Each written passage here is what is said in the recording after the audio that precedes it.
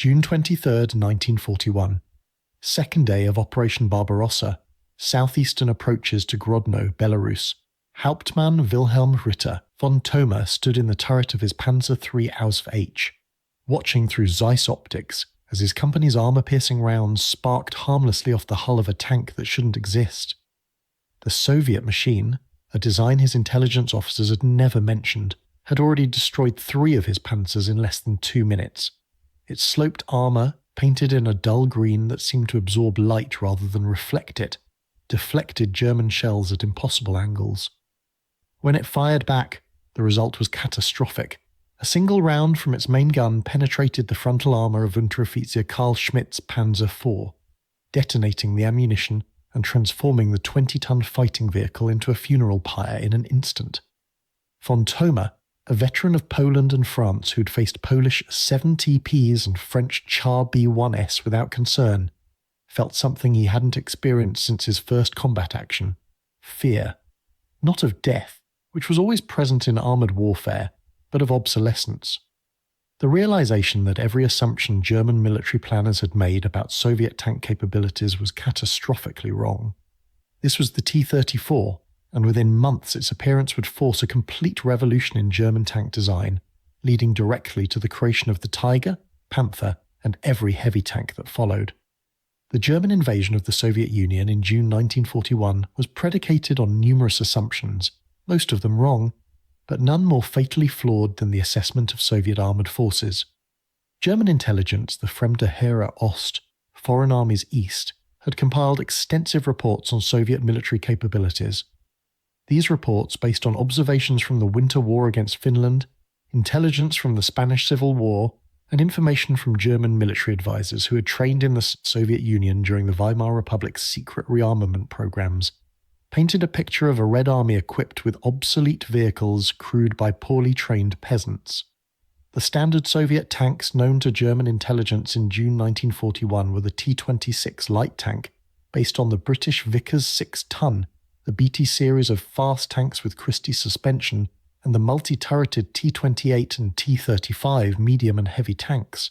All of these designs dated from the early to mid-1930s, all featured armour that German 37mm and 50mm anti-tank guns could penetrate at combat ranges.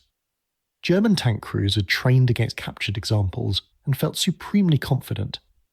The Panzer III, Germany's primary medium tank in June 1941, mounted either a 37mm or 50mm gun and featured frontal armour of 30mm, adequate against known Soviet weapons. The Panzer IV, originally designed as an infantry support vehicle, carried a short-barreled 75mm gun optimized for high-explosive shells rather than armor penetration. Together, these vehicles had swept across Poland in 27 days and France in 6 weeks.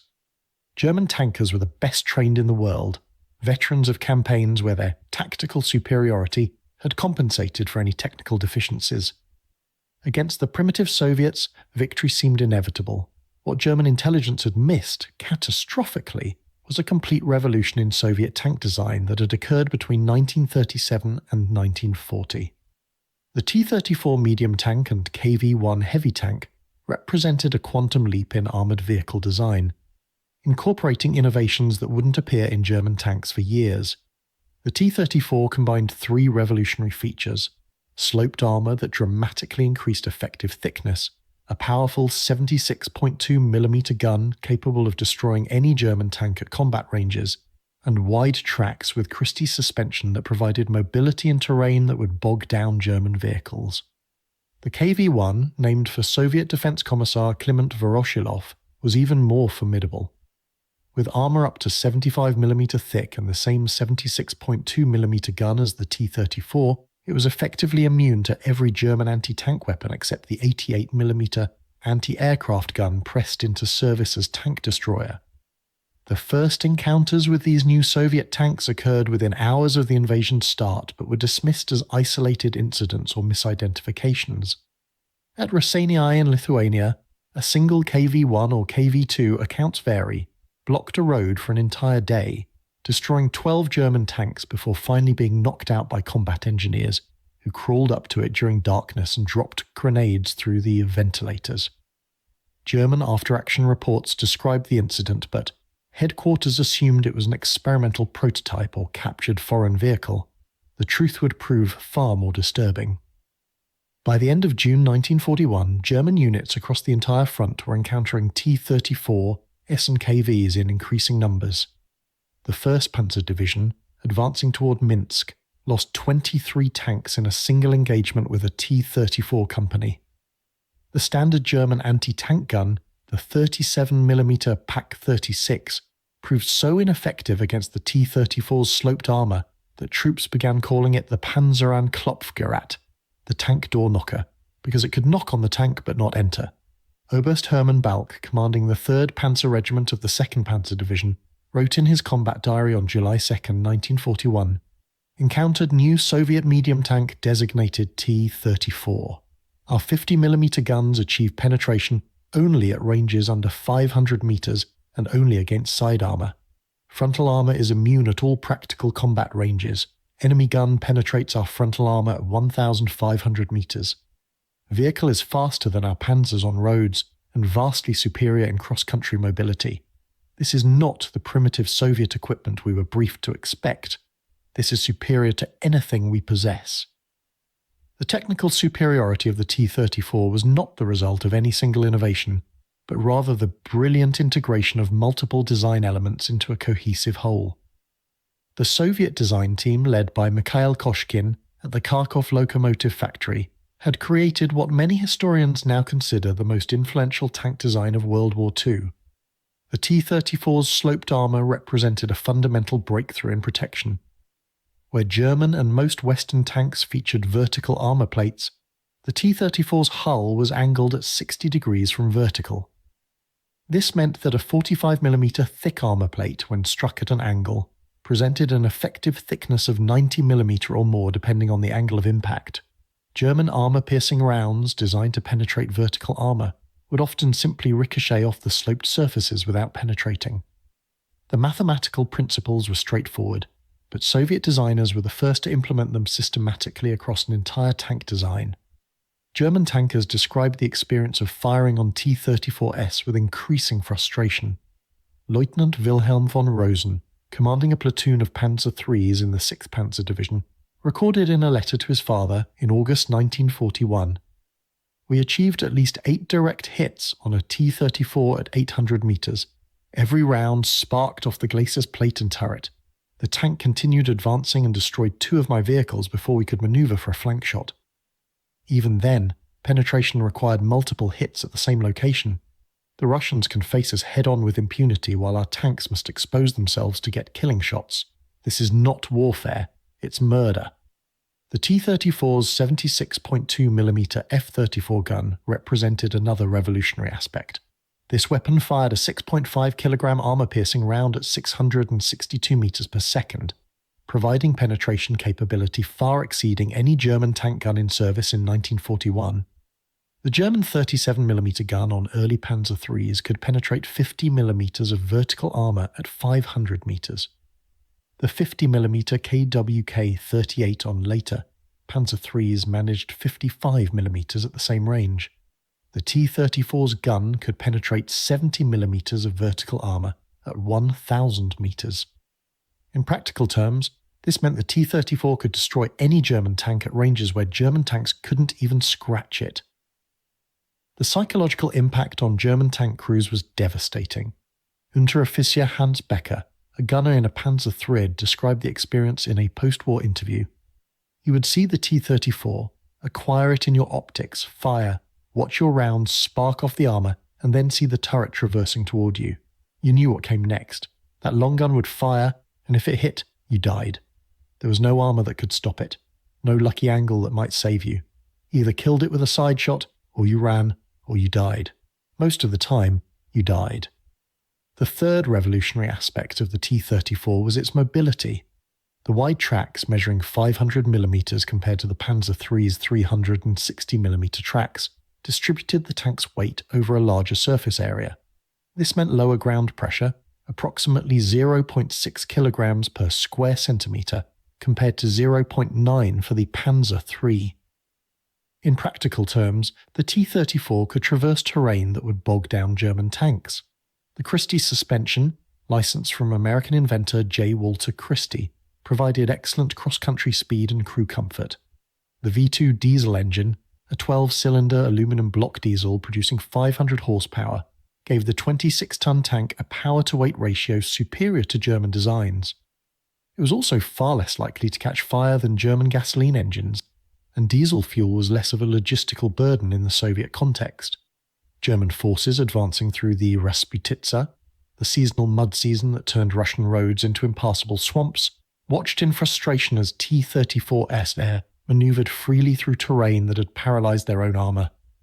General Lieutenant Friedrich von Mellenthin, serving as a staff officer with the 4th Panzer Division, wrote in his memoirs, "In October 1941, the autumn rains transformed the landscape into a sea of mud. Our vehicles bogged down repeatedly. Entire columns required hours to advance a single kilometre. Yet Soviet T-34s moved across the same terrain with apparent ease. They would appear from the mud like primordial monsters, destroy several vehicles, and disappear before we could bring anti-tank weapons to bear. The psychological effect on the troops was profound. We were the master race with the superior technology, yet we were being outfought by Slavic subhumans in technically superior machines. The cognitive dissonance was unbearable for many." By August 1941, the reports flooding back to Berlin from panzer commanders on the Eastern Front created panic among German military leadership. General Heinz Guderian, the father of German armoured warfare and commander of Panzer Group II, personally inspected knocked-out T-34s and filed urgent reports to Hitler and the Army High Command. His assessment was blunt. German tanks were obsolete.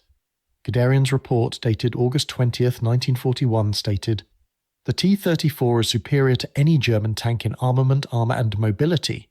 Immediate steps must be taken to develop vehicles capable of matching Soviet capabilities. Our current anti-tank weapons are inadequate. A 37mm gun is worthless. The 50mm gun is barely adequate and only at close range. We require larger guns and thicker armour immediately. Without this, we will suffer unacceptable casualties as Soviet production increases." Hitler, receiving multiple reports of the T-34's superiority, initially refused to believe them. How could the subhuman Slavs produce technology superior to German engineering? He demanded that a commission of experts examine captured T-34SS and provide a detailed assessment. The commission, headed by engineers from Daimler-Benz and other major manufacturers, travelled to the front in September 1941. The commission's findings, delivered in November 1941, confirmed every report from the front. The T-34 was indeed superior to all German tanks in service. The report went further, recommending that Germany simply copy the T-34 design and produce it under license. This recommendation would spark fierce debate among German tank designers and military leaders. Some argued that copying was the fastest path to parity. Others, including Ferdinand Porsche and Henschel engineers, insisted that German engineering could produce superior original designs. The debate consumed months while German soldiers continued dying in obsolete tanks. The immediate response to the T-34 shock took several forms. First, German forces began deploying their 88mm anti-aircraft guns in the direct fire anti-tank role. The famous 88, originally designed to shoot down aircraft, proved capable of penetrating the T-34's armour at ranges exceeding 2,000 metres. However, the 88mm flak gun was a large, heavy weapon requiring a crew of 10 and a prime mover to transport. It could not accompany Panzer spearheads into mobile operations. Its deployment was a stopgap, not a solution. Second, German industry began rushing improved versions of existing tanks into production. The Panzer III received the longer 50mm KWK-39 gun with improved penetration. The Panzer IV, originally an infantry support vehicle, was upgunned with a long-barreled 75mm KWK-40 gun, transforming it into a capable tank destroyer. These improvements helped, but did not solve the fundamental problem. Even with better guns, German tanks remained vulnerable to the T-34's 76.2mm gun, while the T-34 remained difficult to penetrate. Third, and most significantly, German tank designers began work on entirely new vehicles specifically designed to match or exceed the T-34's capabilities. This effort would produce the Panther medium tank and the Tiger heavy tank, both of which directly reflected lessons learned from encounters with the T-34. The development of the Tiger tank, which would become one of the most famous armoured vehicles in history, was directly accelerated by the T-34 shock. Design work on a heavy breakthrough tank had begun before the invasion of the Soviet Union, but the specifications were modest. Armour sufficient to defeat known anti-tank guns, a gun powerful enough to destroy known enemy tanks at reasonable range. The T-34 changed everything. On May 26, 1942, Hitler personally met with Ferdinand Porsche and representatives from Henschel to review heavy tank designs. Both companies had submitted prototypes, the Porsche VK 4501 and the Henschel VK 4501. Hitler's specifications, heavily influenced by T-34 encounters, were demanding: frontal armour of at least 100 mm, a gun capable of destroying the T-34 at 1,500 metres, and sufficient cross-country mobility to operate in Russian conditions. The Henschel design, which would become the Tiger I, featured 100 mm of frontal armour, an 88 mm KWK-36 gun derived from the anti-aircraft gun that had proven so effective against T-34S, and a Maybach HL 230 engine producing 700 horsepower. At 54 tons, it was by far the heaviest tank Germany had produced, and its complexity would create enormous production and logistical challenges. But its capabilities were formidable. The 88 mm gun could penetrate 120 mm of armour at 1,000 metres, far exceeding what was needed to defeat the T-34. The thick armour made it effectively immune to the T-34's gun at combat ranges. Hitler approved the Henschel design in August 1942, and the first Tigers reached the Eastern Front in late 1942. The Tiger represented a direct response to the T-34 shock, German industry's answer to a tank that had shattered their assumptions about technological superiority. However, the Tiger came with enormous costs. Its complexity meant that Germany would produce only 1,347 Tigers during the entire war, compared to the Soviet Union's production of over 57,000 T-34S. Each Tiger required 300,000 man-hours to produce. The tank's weight and complexity made it mechanically unreliable. Its fuel consumption was enormous, over 500 litres per 100 kilometres off-road. In the strategic context of a war, against an enemy with vastly superior industrial capacity, the Tiger was a technological triumph that couldn't alter the fundamental arithmetic of industrial warfare. The development of the Panther tank represented a different German response to the T-34, one that sought to match Soviet design philosophy rather than simply overwhelming it with superior firepower and armour. The Panther, designated Panzerkampfwagen 5, incorporated direct copies of T-34 features, including sloped armour, wide tracks, and emphasis on mobility. The design team, led by engineers at MAN, Maschinenfabrik Augsburg Nürnberg, created a vehicle that many historians consider the best all-around tank design of World War II. The Panther featured frontal armour sloped at 55 degrees, directly inspired by the T-34's glacis plate. Its 75mm KWK-42 gun, one of the most powerful tank guns of the war, could penetrate 140mm of armour at 1,000 metres. At 44.8 tons, it was lighter than the Tiger, but still heavy enough to strain German logistics and mechanical components. The Panther would prove highly effective in combat, particularly in defensive operations where its excellent gun and armour could be exploited. But like the Tiger, its complexity and production requirements meant Germany could never produce enough to offset Soviet numerical superiority. German tank crews who transitioned from Panzer IIIs and IVs to Tigers and Panthers experienced mixed emotions. The new tanks were vastly more powerful, capable of destroying T-34S at ranges where return fire was ineffective, but they were also temperamental, requiring constant maintenance, and their weight made recovery of damaged vehicles difficult. Most significantly, they came too late and in too few numbers to alter the strategic situation. Lieutenant Otto Carius, who had become one of Germany's most successful tank commanders with 150 tank kills, described his first encounter with a Tiger in early 1943. The Tiger was magnificent, a true monster of war. Its 88mm gun could destroy any Soviet tank at absurd ranges. The armour was thick enough that T-34 rounds would bounce off unless they hit at perfect angles. Inside there was actually room to move, unlike the cramped Panzer IIIs we'd been using. But the mechanical problems were constant. The transmission would fail, the engine would overheat, the tracks would throw. We spent as much time repairing the beast as fighting in it, and there were never enough of them. For every Tiger we received, the Russians fielded 100 T-34s. The broader impact of the T-34 shock extended beyond German tank development. The entire German approach to armoured warfare had to be revised. The blitzkrieg tactics that had worked so brilliantly in Poland and France, where German tactical superiority and combined arms coordination overcame technical limitations, proved far less effective against an enemy with both tactical depth and technical parity or superiority in key weapon systems. German anti-tank doctrine underwent radical revision. The 37mm Pak-36 was withdrawn from frontline service as quickly as possible, though many units were forced to retain them due to production delays on replacement weapons. The 50mm Pak-38 became standard, though it too struggled against T-34S except at close range. Development was rushed on the 75mm Pak-40, which would become Germany's most effective towed anti-tank gun.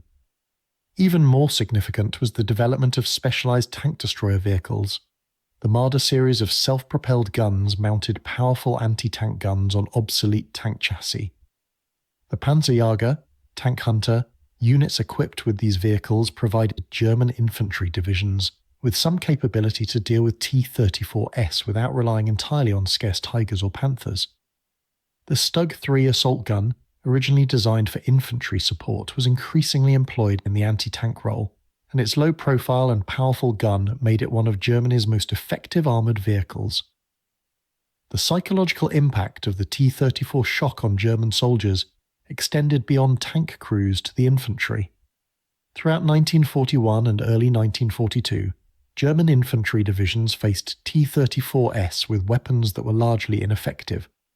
The standard infantry anti-tank weapon was the Panzerbuchse 39 anti-tank rifle, which fired a 7.92mm armour-piercing round. This weapon could penetrate 30mm of vertical armour at 100 metres under ideal conditions. Against the T-34's sloped 45mm armour, it was completely worthless. Infantry units learned to fear the distinctive sound of T-34 engines, a deep diesel rumble that announced the arrival of an enemy they couldn't effectively fight. Gefreiter Hans Schmidt, an infantryman in the 6th Infantry Division, wrote in a letter home in October 1941, "The Russian tanks come through our positions like they own the earth. We fire our anti-tank rifles and watch the rounds spark off the armour. We throw grenades that bounce off the metal skin. We call for our own tanks, but they are either destroyed or withdrawn. The feeling of helplessness is indescribable. You stand in your foxhole watching a 26-ton machine roll toward you, knowing your weapons cannot stop it, knowing that if you run, you'll be shot by your officers, knowing that if you stay, you will be crushed. Men break under this pressure. I have seen soldiers curled in their foxholes weeping, others frozen in place unable to move, others running despite the certain knowledge they will be shot for desertion. The German solution to the infantry's vulnerability to tanks came in the form of improved close combat anti-tank weapons. The Panzerfaust, a disposable single-shot rocket launcher, began reaching troops in 1943.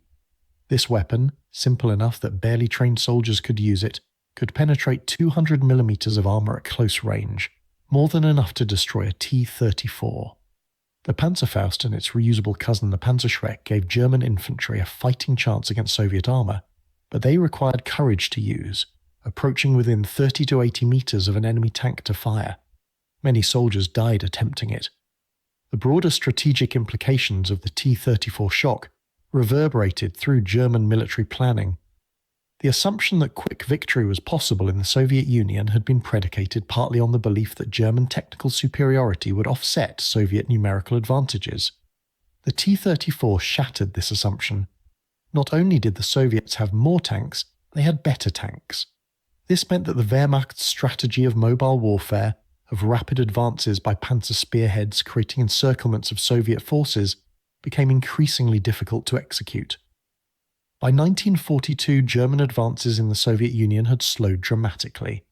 The failure to capture Moscow in 1941, often attributed to winter weather and Soviet resistance, was also significantly influenced by German tank losses to T-34S and KV-1S panzer divisions that had begun Barbarossa with 200 tanks found themselves operating with 50 or fewer by December 1941.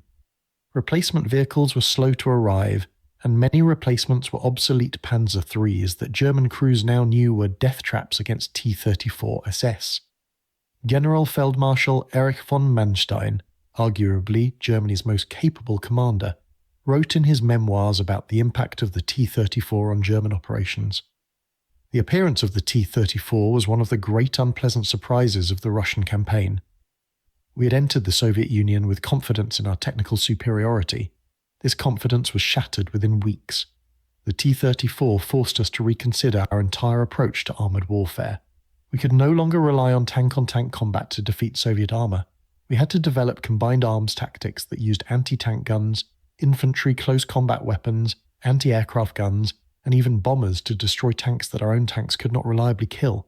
This dramatically slowed our operational tempo and increased our casualties. The Soviet Union's ability to produce T-34S in enormous numbers proved as shocking as the tank's technical capabilities. German intelligence had grossly underestimated Soviet industrial capacity. The evacuation of factories from Western Russia to the Urals in late 1941, one of the greatest industrial relocations in history, allowed Soviet production to continue even as German forces occupied much of European Russia. By 1942, Soviet factories were producing 24,000 tanks annually, the vast majority of them T-34S. Germany, with a far more developed industrial base, produced fewer than 10,000 tanks in the same period. The arithmetic was devastating.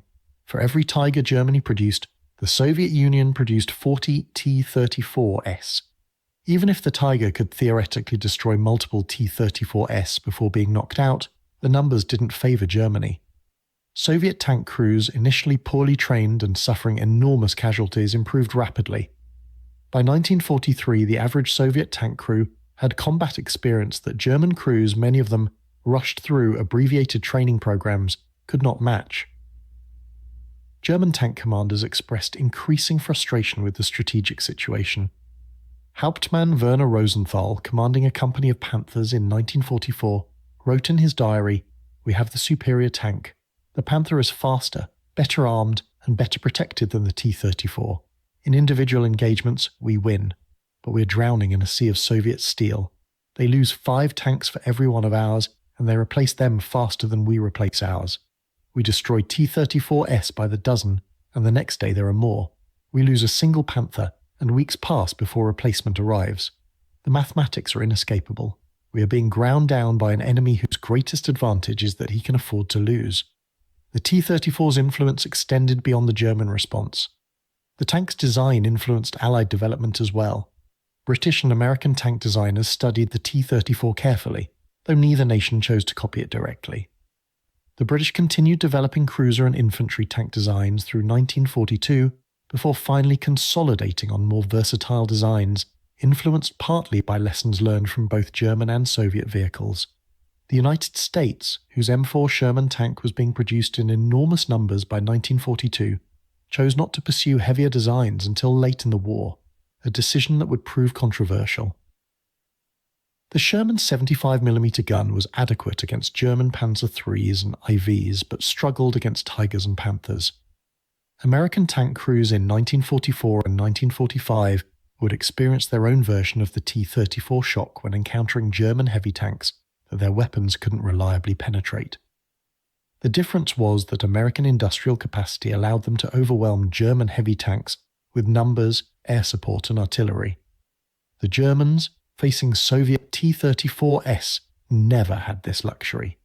By 1943, the T-34's dominance was being challenged by improved German vehicles and tactics. The Tiger and Panther, when available and functioning properly, could destroy T-34S reliably at ranges where the Soviet tanks couldn't effectively fight back. German anti-tank guns had improved to the point where T-34S could no longer advance with impunity. But the window of complete T-34 superiority from mid-1941 through 1942 had been enough to inflict catastrophic damage on German armoured forces and to buy the Soviet Union time to mobilise its full industrial potential. The T-34 itself evolved throughout the war. The T-34-85, introduced in 1944, featured an 85mm gun in a larger three-man turret, addressing some of the original design's weaknesses. This version could fight German heavy tanks more effectively, though it remained at a disadvantage against Tigers and Panthers in direct combat. What the T-34-85 had that German heavy tanks lacked was mechanical reliability, ease of maintenance, and availability. Soviet tank crews could afford to lose vehicles and receive immediate replacements. German crews could not. The final accounting of the T-34's impact on World War II is staggering. Over 84,000 T-34s were produced between 1940 and 1945, making it the second most produced tank in history after its successor, the T-54-55. These tanks equipped not only Soviet forces but also many Allied nations. They fought on every front where Soviet forces were engaged and continued serving in many armies for decades after the war. The T-34 forced Germany to divert enormous resources to developing and producing heavy tanks that, while technically superior in many ways, could never be produced in sufficient numbers to alter the strategic balance. Every Tiger and Panther that rolled off German production lines represented resources that could have produced multiple Panzer IVs or assault guns. The debate over whether Germany should have copied the T-34 design or pursued indigenous designs continues among historians. Some argue that producing a German version of the T-34 would have allowed for greater numbers and simplified logistics. Others contend that German industry lacked the capacity to mass-produce any tank design on the scale needed to match Soviet output, and that the Tigers and Panthers, despite their complexity, represented the best use of available resources given German advantages in crew training and tactical doctrine. What is beyond debate is that the T-34 shocked the Wehrmacht at the strategic, operational and tactical levels. It shattered German assumptions about their technological superiority, forced a complete revision of tank development programs, and contributed significantly to the ultimate German defeat on the Eastern Front. The soldiers who first encountered T-34s in June and July 1941 had experienced something that would haunt German armoured forces for the remainder of the war. The realization that they were not fighting primitive Slavs with obsolete equipment, but a formidable enemy with weapons that were in crucial respects superior to their own. The Tiger tanks that began appearing on the Eastern Front in late 1942 were a direct response to this shock. They were Germany's attempt to regain technical superiority, to build a tank so powerful that it could offset Soviet numerical advantages. In tactical engagements, Tigers often succeeded brilliantly, destroying Soviet tanks at ranges where return fire was ineffective. But strategy trumps tactics, and production capacity trumps technical brilliance. Germany built 1,347 Tigers. The Soviet Union built 84,000 T-34s. The numbers tell the story.